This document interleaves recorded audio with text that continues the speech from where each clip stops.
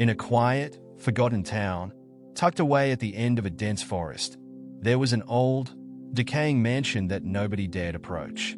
The townspeople spoke in hushed voices about the strange happenings around that mansion, the kind that seeped into your bones and settled like a chill you couldn't shake. They whispered of shadows that moved without light, of the sounds of soft, cruel laughter that would echo through the trees at night, carried by the wind. But, of all the haunting tales that wrapped around that cursed place, one legend terrified them most: the smile of the corpse. It all began with a boy named Peter.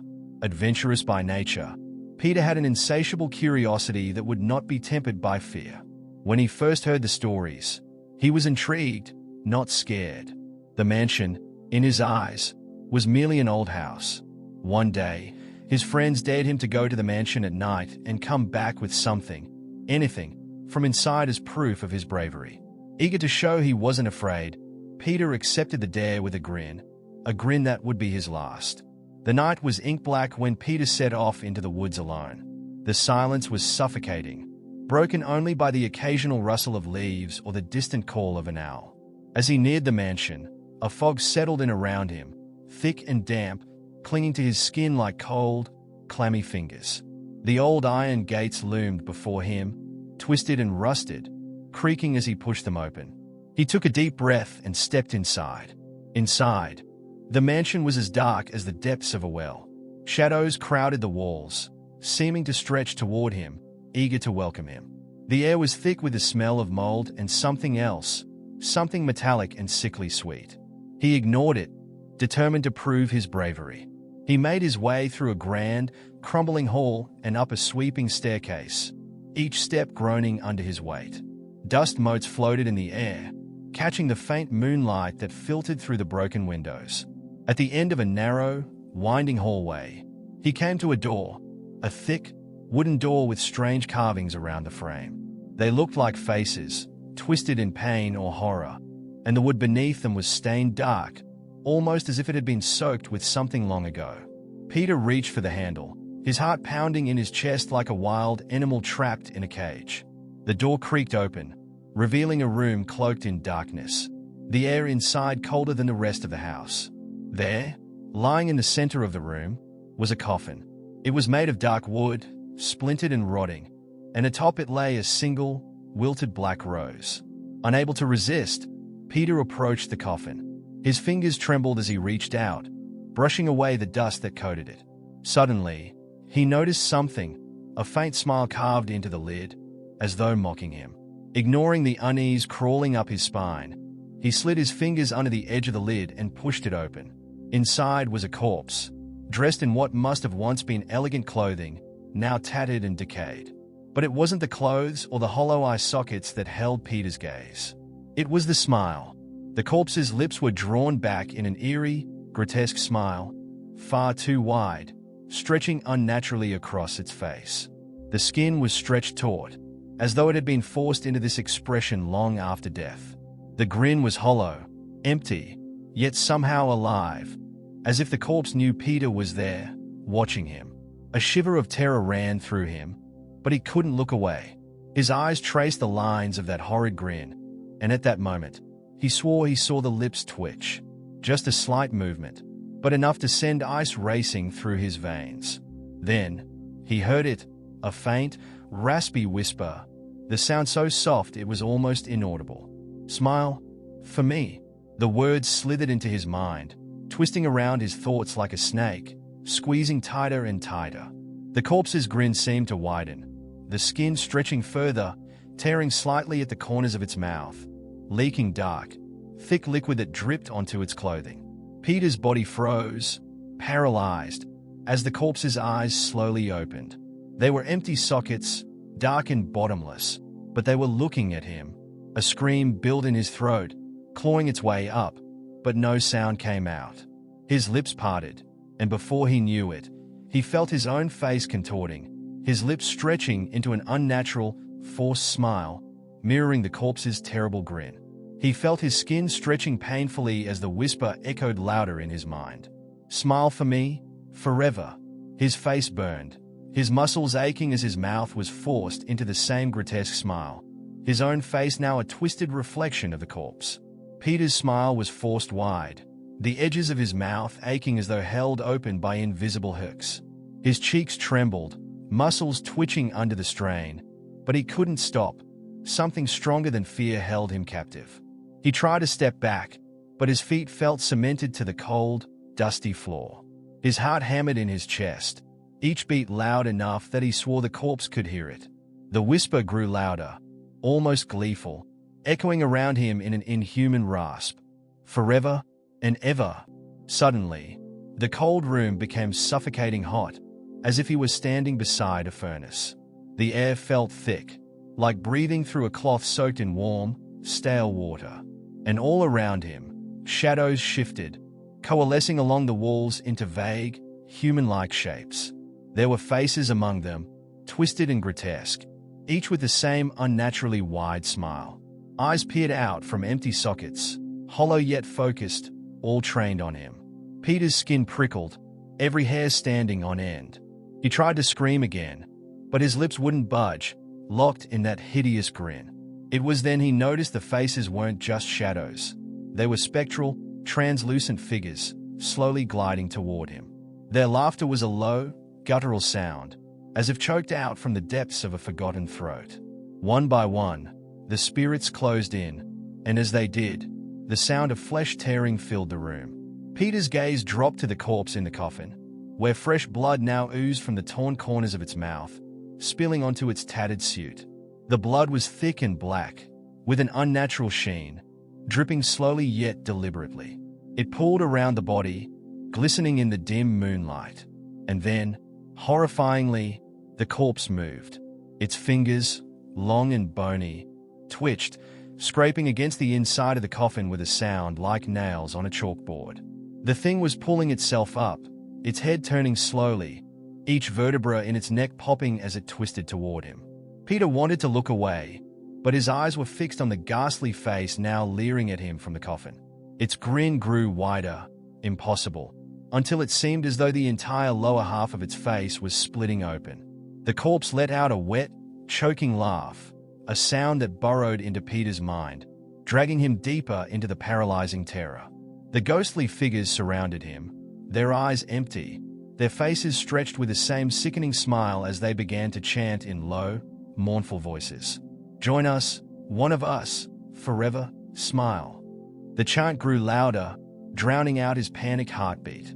He felt a forced press against his chest, heavy and cold, as if unseen hands were reaching inside him, pulling at something deep within.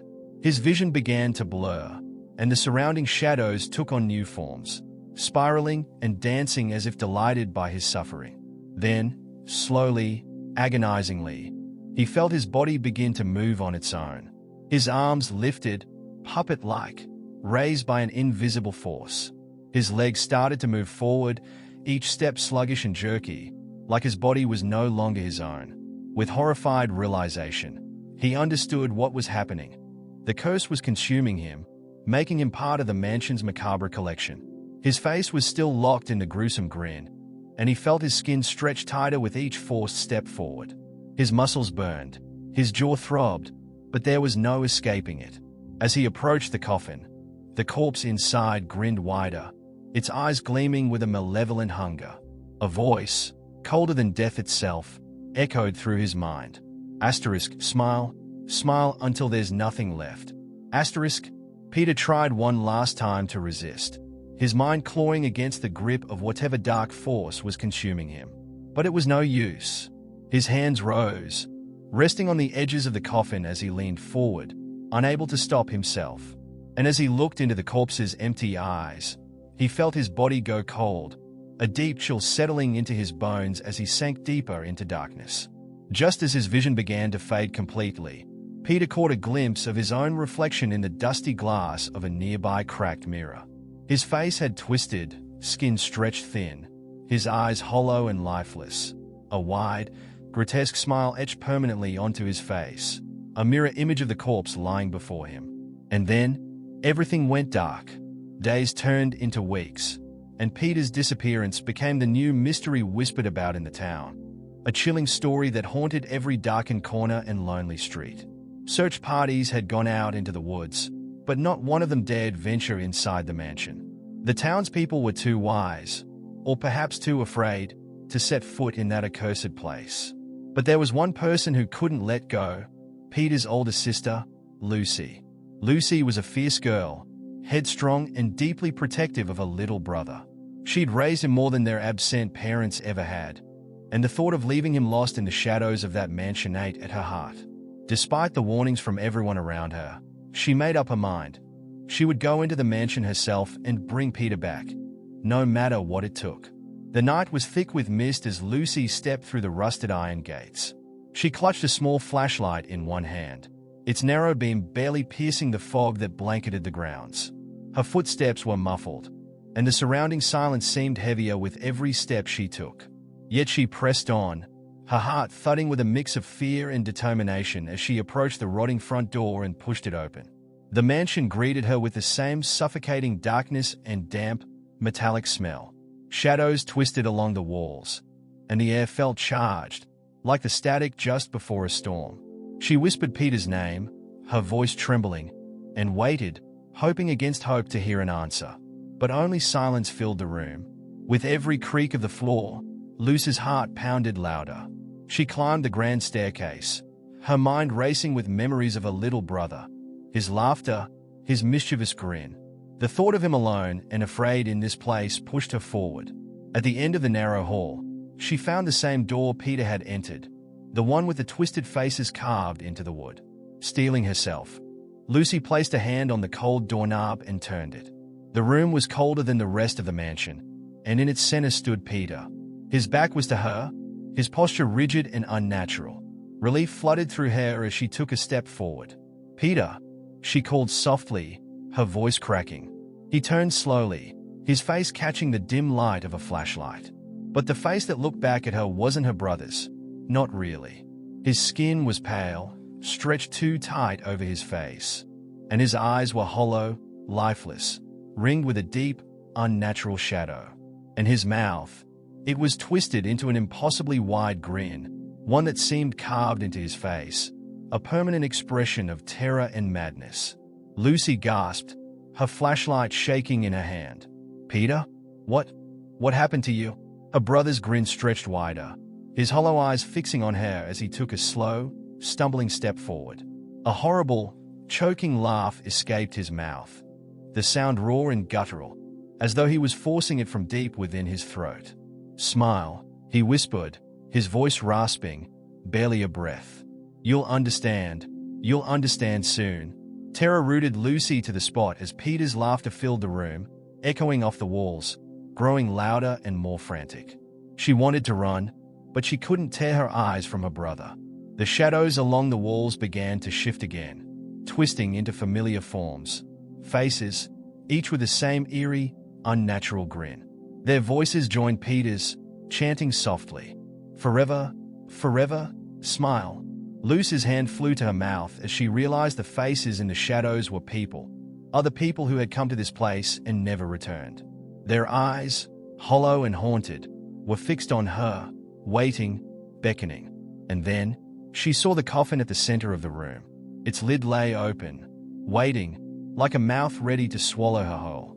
The chanting grew louder, a discordant symphony of raspy, broken voices filling her ears, drowning her thoughts. Her own face began to tingle, her muscles twitching as her lips began to pull against her will. The corners of her mouth lifted, stretching wider and wider, until her skin felt like it would tear. Her hands flew to her face, trying to hold her mouth in place. But the force was too strong, bending her will, molding her expression into that same hideous smile. "No," she gasped, fighting to keep her sanity. But the whisper slithered into her mind, wrapping around her thoughts. "Smile, Lucy, smile with us, forever." She could feel the curse taking hold, icy tendrils slipping into her veins, hollowing her from within. Her vision darkened, and as she struggled, her mind filled with visions. Horrifying images of herself, lifeless, a puppet in the mansion's twisted collection. And then, in a final, desperate act, Lucy turned the flashlight upward and threw it against the wall. The bulb shattered, a burst of light illuminating the room, casting the shadows into sharp relief. In that instant, she caught a glimpse of something behind the coffin, a small, hidden door, partially ajar, as if beckoning her toward it. With the last bit of strength she could muster, she forced her legs to move, stumbling toward it. She reached for the handle, and as her fingers brushed the cold metal, the chanting voices reached a fever pitch, echoing through her mind, screaming. But she didn't stop. She yanked the door open and threw herself inside, slamming it shut behind her. In the silence that followed, Lucy realized she was alone, her own breathing the only sound in the darkness. She pressed her hands to her face, feeling her lips relax, the cursed smile fading at last. The chanting, the shadows, they were gone. She pushed herself to her feet and stumbled back to town, carrying with her the last remnants of her brother's memory. She would never return to that mansion, nor speak of what had happened there, but she knew one thing for certain. The smile of the corpse would haunt her dreams forever.